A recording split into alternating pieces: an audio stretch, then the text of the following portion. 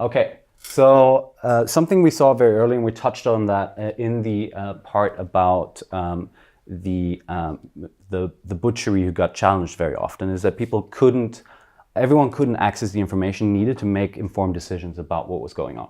Especially repetitive behavior by certain users wasn't easily trackable across points. For example, if someone had a behavior of being a challenger behaving, let's say, not in the perceived interest of the network, to put it as non-biased as possible, that would be hard to track for someone who doesn't have any toolset available, right? So one thing we saw very early was there was a need for this, and the first way to combat that, which Caleb noted, and you can please.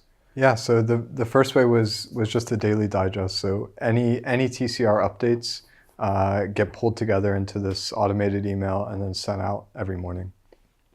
And this just allows people to review the challenges on their own time. The new points and the new challenges come to them so that they don't have to visit the map and kind of scour around a global map.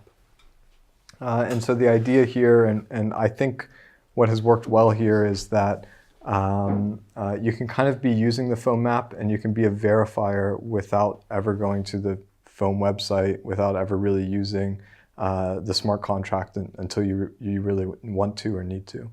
So I think that this almost adds a fourth user into that incentive mechanism, which is the actual end user of the data. And we start seeing it where, you know, this person isn't interacting with a smart contract, but they're still kind of verifying and validating points in some way. What we built on the foam side was also a simple notification system. So in the front end, you can enter your email. It's connected to your Ethereum address, your MetaMask account, and then all the points you've interacted with turn into email notifications. So if something you have deployed gets challenged, for example, you get an email about it, something that was very hard to track otherwise. So this is a very simple way to combat information asymmetry, and has helped a lot. Yeah, if you want to go into... Yeah, this is a new graph, so I'm going to try to explain it, but along the x-axis are all the challenges. So far there have been 520 or so. And then any of the white lines are where no voter showed up. So that was about a few challenges, right?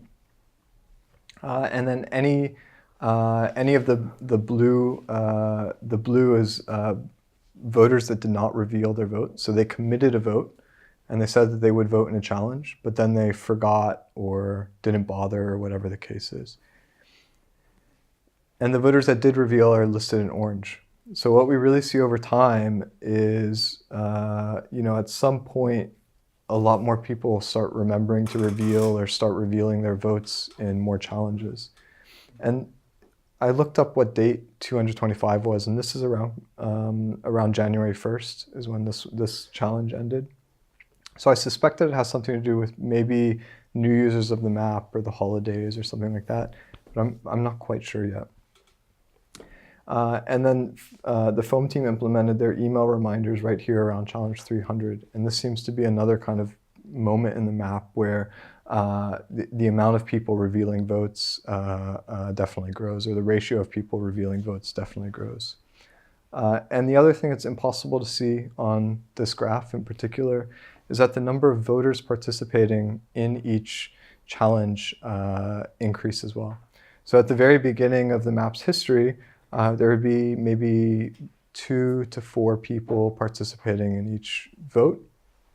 More recently, there have been 26 people participating in a good number of votes, and that's the highest that it's been with. And I think the average kind of voting amount has been something like 2,000 tokens, but more recently it's in the magnitude of millions of tokens per challenge. And we're going to go into that more specifically. Yeah, but that's an outlier, definitely, yeah. What does this reveal means? Can you elaborate on that? So when a challenge is started, you have to vote for that challenge. But if you voted for the challenge on the chain and you just said, yeah, I agree with the challenge, the next person could come along, read your vote, and then just, throw a few tokens on top and vote against you or whatever the case is. So this TCR model uses a commit reveal scheme or mechanism where you commit your vote, it's hashed and you have a salt of the hash, and then you come back and you reveal your hash and that reveals the vote as well. After the vote is... After the vote period is concluded. So there's a vote period and then there's a reveal period. Yeah. And yeah, Yeah, can't you automate that as well? That would be kind of handy, right? It's like one additional step that... If you trust everyone with your It vote. would be nice if you, in the UI, you have a tick box that says like automatically reveal after period end or something. Yeah, the foam team added, it's not automatic, but the salt phrase is saved in the client.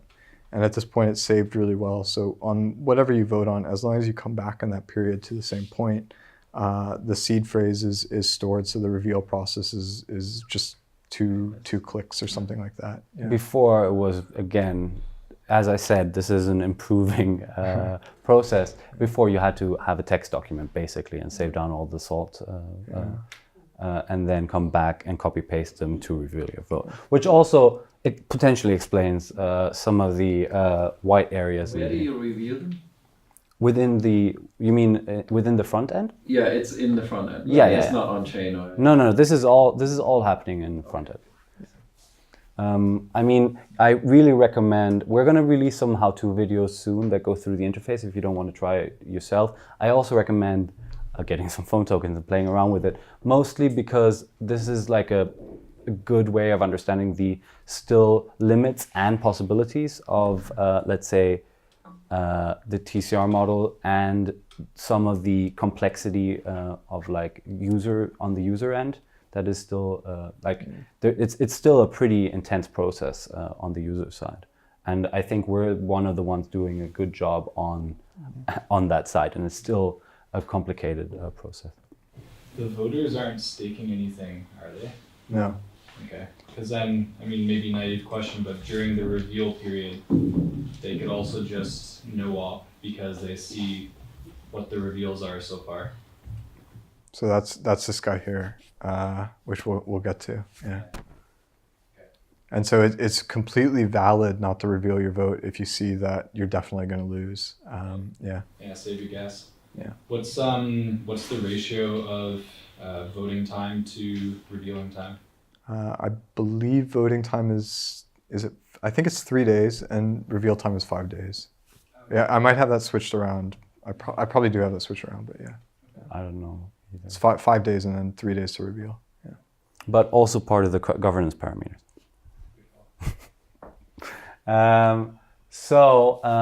We next regarding information asymmetry is going into one specific case, and which is kind of a 3-step thing and kind of showcases how information asymmetry plays out over time and how tooling can help that. On the 30th of April, we had basically a few users started complaining about what they saw as a pattern, and starting piecing together threads similar to this, on that they saw a new challenge pattern appear on the foam map.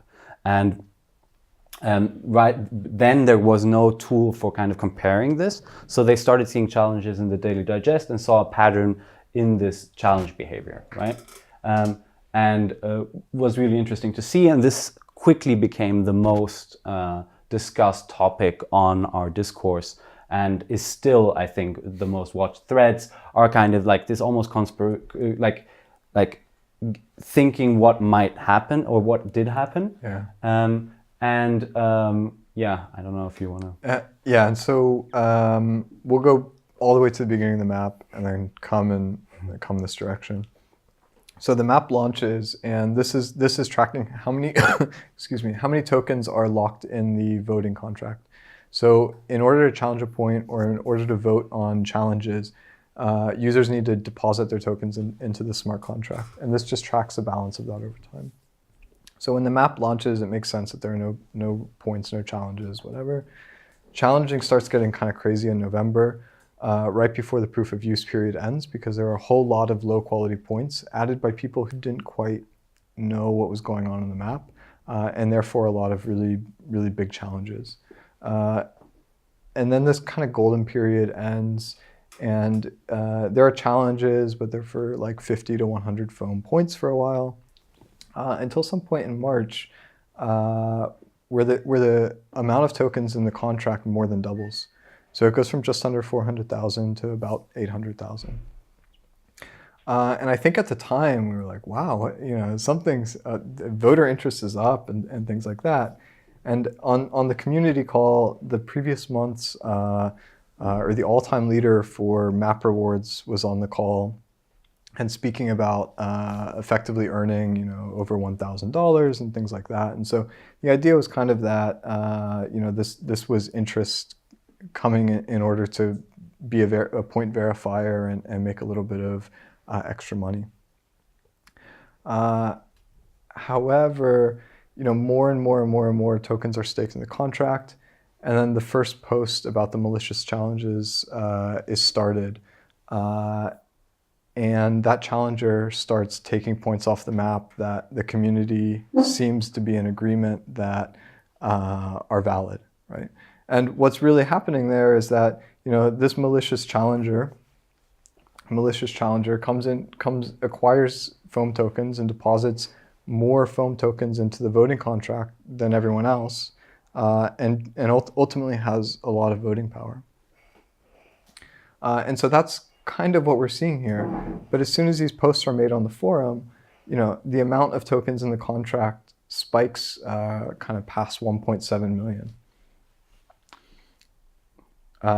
And right around that time, GeoPeter on the forum posted Beginner's Guide to Forensic Research. So now he's posting information about how to look through the map, Etherscan, the Daily Digest, every tool at his disposal in order to figure out who the challengers are, whether they're malicious or not, whether they're valid or not, and if some accounts are connected in order to kind of try to guess how it's going to be voted and how points are going to be voted on.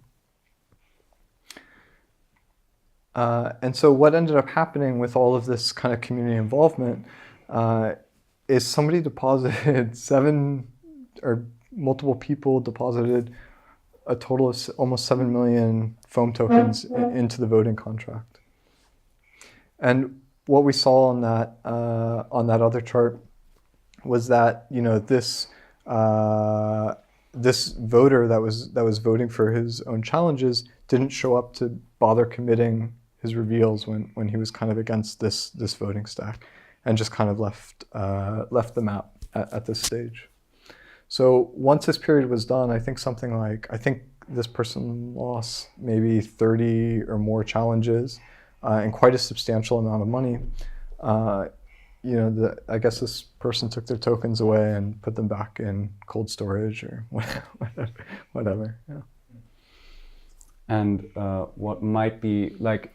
So that now it would be economically make sense again to actually run that same attack again, right? So the question is if this guy is going to get his ledger out in time between the challenge start time and the voting end time, and that's I think that's the risk. And this kind of surprises me, and I think that there was a hangover of challenges after this, where for like a week period there were just no challenges, and I do the Daily Digest every morning, and like I could see there are duplicate points, but nobody's challenging even the duplicates. Like those are the obvious ones, and so I think it's just kind of left everybody shocked. Like if I'm honest, and we're still kind of seeing it play out, but the map is definitely getting back to normal now. But this was kind of one of the craziest moments of the map, I would say, where it's like a pendulum. This person is kind of 51% attacking it. This other person comes in, and then was that right or not right? I don't know. And as a result of this, I think in total it's been extremely positive, because what this kind of like drama has meant is that the community has been extremely more educated about how this process works. B, we had kind of a very clear direction on where we should put our efforts in terms of like overview tools and tooling to understand that the information asymmetries, which then led to the organization that combated someone that took advantage of the information symmetries, can be constructed. And 3, it meant a lot of improvement proposals from the community. For example, if you challenge or vote, you should have added X amount of points. For example, that's one improvement that might make sense and could combat some things like this, right? And we had so out of this is like new curation tools, a larger understanding, and also a kind of formal process, and we'll go more into that for the improvement proposals around the protocol itself, and much more community initiative. Have you thought about something maybe like quadratic voting to like reduce this attack vector? I mean, quadratic voting is great, but as long as we don't have an identity layer on top of it, I mean, if we have an identity layer that solves a lot of the problems that quadratic voting also would solve. I mean, yeah, it's interesting. It's one of the improvement proposals. It's probably something will be interesting, or I find personally interesting, is something like an identity built up over points added, mixed with the more complex voting scheme. So you have an aggregate identity with something like a quadratic voting, for example. Okay. So as a next step, we kind of touched on this briefly, but it's something that Caleb is working on. Yeah, the sneak peek of the curation tool. So I almost think, based on, so the curation tool is designed to just give an overview of what's going on in the map in a way that's really easy to see at a glance, the history of points, the history of other cartographers, and what's going on in challenges at any given moment. So hopefully we have the right challenges in the right state. But I'll head over to the Cartographers tools. And what we can see is some stats about how many points there are, how many challenges there have been, and how many cartographers have contributed towards the map. So if we look at challenges right now, there are 7 active. There are 6 with voting underway, including that island that we brought up. So if we look at this island, we can see that there are about 150 votes committed so far, but the reveal period hasn't started, so we don't know what the result of those votes are. However, we can see the challenge reason. I believe that's a Korean name for the island. Yeah. And we can see who committed the vote, and therefore we can kind of click them and also look at their past voting history. So now we have almost like an explorer for this voting history and this data, and your actions, the actions of cartographers, are really mean something, and Becoming a reputation system. A reputation system, yeah. And what's important here is, of course, is that the logical way to expand this with the incentive models and the NFTs is to start integrating also the NFTs into this tool, for example, to have like Yeah, absolutely. Badge of honor. Yeah. And so this is still in development, and so where on the leaderboard there are 3-box profiles. Those just haven't been. We haven't developed those yet and added them in. Yeah.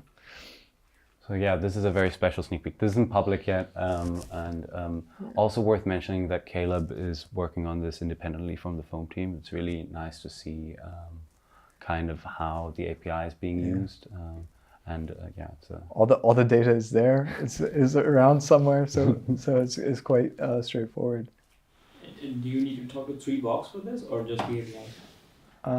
So 3-box just takes the address and then returns a profile depending on the settings that you have set up with 3-box.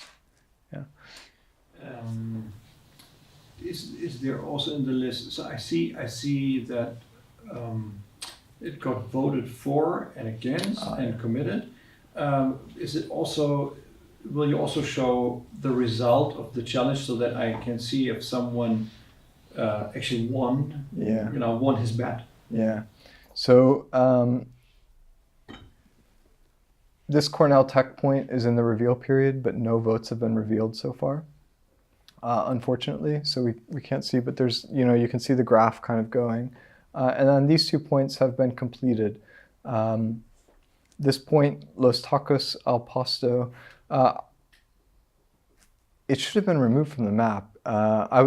At New York, I went past it, and it's missing an R in the name. So it should be El Pastor. Yeah.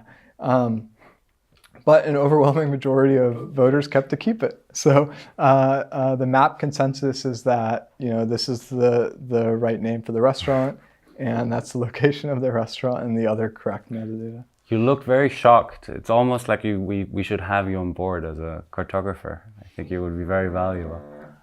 I always get lost everywhere, so I'm not sure if I'm the right person to do the job. Could it have been like, because it's a word for food, like tacos and pasta? Who knows the intricacies of human motivation? I So don't know. this was a point that was a test point by and this was a test point where the challenger actually started the challenge, committed a vote, and then voted to remove the point. So he voted against his own challenge. So he knew that this point was incorrect, but it stayed on the map due to how the consensus and how the vote worked out. So what you can also see here is, for example, something like seeing that the same person is doing these things on one challenge would be very hard to do before. Yeah. And this is a very easy way to kind of try to remove the information asymmetries between the different community members, basically. Yeah, definitely. Yeah, at some point you can even add some algorithm that detects anomalies and actually gives a thumbs up or thumbs down for an individual profile. Once it's clear that something is malicious or not. What's interesting is that, for example, a community like OpenStreetMap, I was at the last and the previous US conference of them, is that they're experiencing a shift from, let's say, ground truthing to a lot of, let's say, AI-driven or automated validation. And what you could see also is here the kind of breeding ground for now first open source human, but rather an incentive mechanism for developing verification models, right? So you basically have an open market for verification models. So if someone would upload a bunch of OpenStreetMap data, you would then have a bounty for the best verification model. That would be like an open bounty. I mean, this one here is like really asking for an ML solution to find out whether wallets are the same owners or not, right? And you can probably see that by the pattern of voting. So it's like an invitation. Well, I mean, we see patterns in the amounts and all kinds of stuff. If sometimes you can see if someone has transferred tokens to another account, or if they got them from the same exchange, or whatever the case is. If there is interest in building these things, we have a grant for proposals for both improving the map and a bunch of stuff. I'll go into that, but we're very happy to see things like Caleb's curation tool and other things that are both kind of a showcase of the API and kind of improve the data set that already exists there. That duality is very interesting to us. What I always wonder is like about more qualitative data, like what is in this description field, because I can imagine like people gaming that in essentially like an infinite loop where they always add some petty little more detail, like a restaurant, and they add like Monday special, it's this meal, and it's more information. So essentially it's better than the previous point, but gets to the point where you feel like, okay, where does this description part stop? Or I mean, that's a problem of the smart contract in its current state, where you have removed or on, whereas additions to the data would not be counted as a challenge, for example, is an improvement proposal. And then also OSM has like clear standards, something that should come out of the community or adapted from someone else about like what does entail a good POI. And we started constructing some best practices more focused around point addition, But I think like as part of the improvement proposals, there maybe should spawn something like a best practice or a formal community-driven initiative for what is a good point and what kind of is the good POI we should strive for in this process. And that could also be used to then evaluate community decisions and challenges based on kind of a reference framework for community members that can be referenced within conversations. So it's not subjective, but rather you have a reference point that then is constructed from a community decision. Bit of a technical question. I don't know if I'm jumping ahead. So how do you aggregate all that data? Because storing stuff on like IPFS and smart contracts is kind of not a very convenient kind of data layer to cross-reference and all this kind of stuff. So are you doing it like, are you using something like the graph or something, or is it all like in-house built stuff? So the foam team have an in-house built API. That's extremely quick, extremely fast. I think it's running 10-ish blocks behind. I found that I wanted some other ways to kind of slice the data. So I also built an API for the purposes of this to kind of batch requests in one and pair it up with some other information. But in both cases, that's just custom APIs based off running archive nodes. Yeah. Are you running 10 blocks behind to avoid the reorgs? I am not informed enough to make that to talk about that. I don't know. Yeah, it's fun. Yeah. I'm still trying to get my head around why a point that was clearly spelled incorrectly gets confirmed.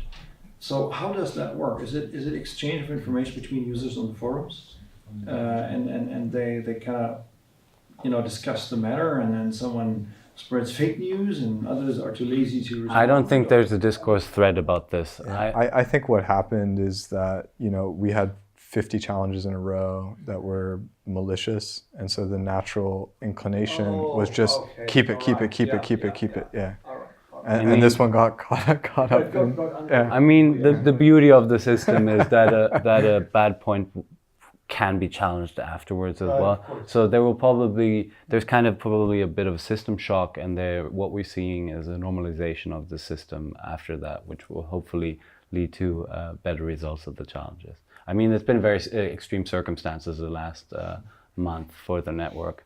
Everyone is kind of catching their breath, A little spelling mistake is pretty okay. Fascinating social life experiment. I mean, it's so amazing, isn't it? I mean, it's just mind-blowing what you can observe and what we can learn, and there's value that's getting created, and this is just so cool. Yeah. I mean, that's why that whole space is so cool.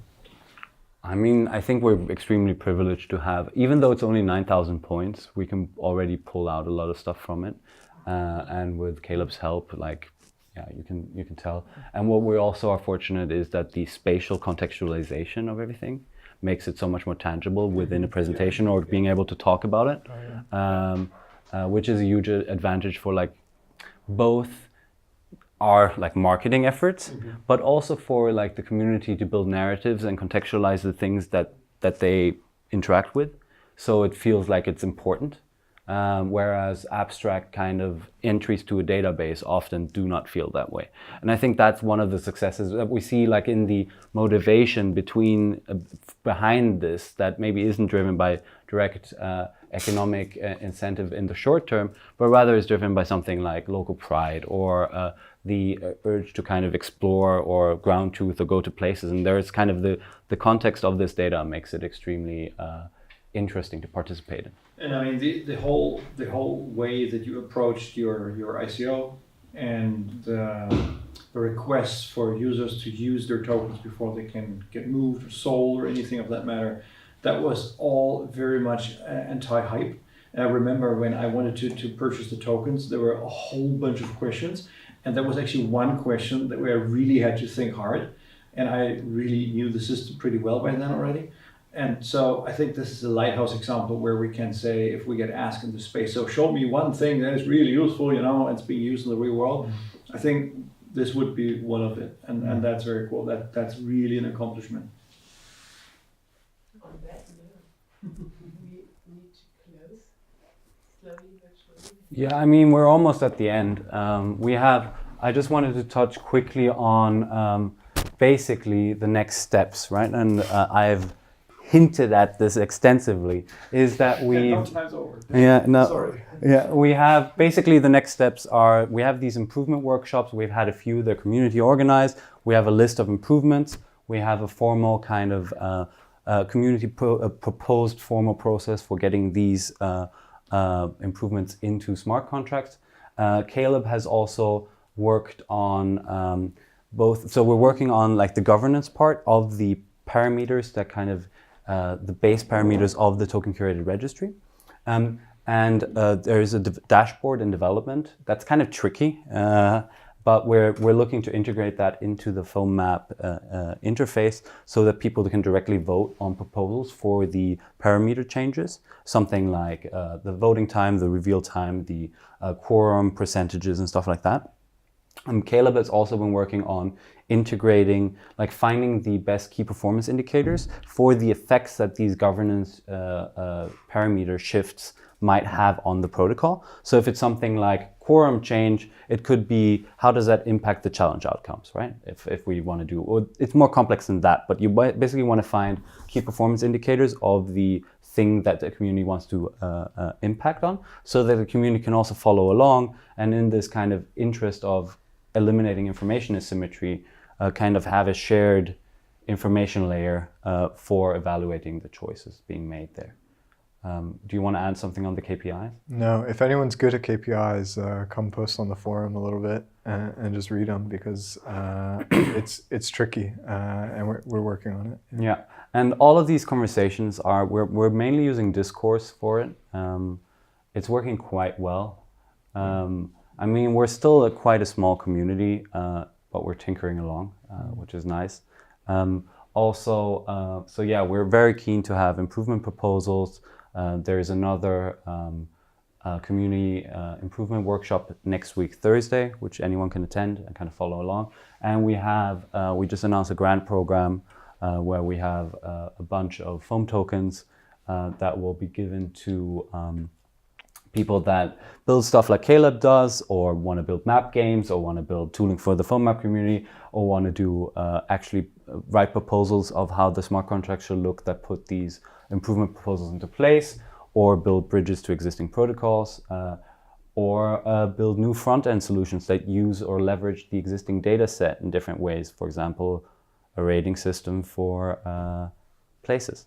So, I mean, we're very keen to kind of having exactly this conversation with people, and having this maybe be a testing, people that are interested in this now seeing this, okay, we have a community that is active and we have a data set that we can learn from, and we can continue to kind of make informed decisions based on that moving forward. And we will want people to participate in that both the community that is existing, but maybe also the larger TCR community, or the people that are interested in cryptoeconomics.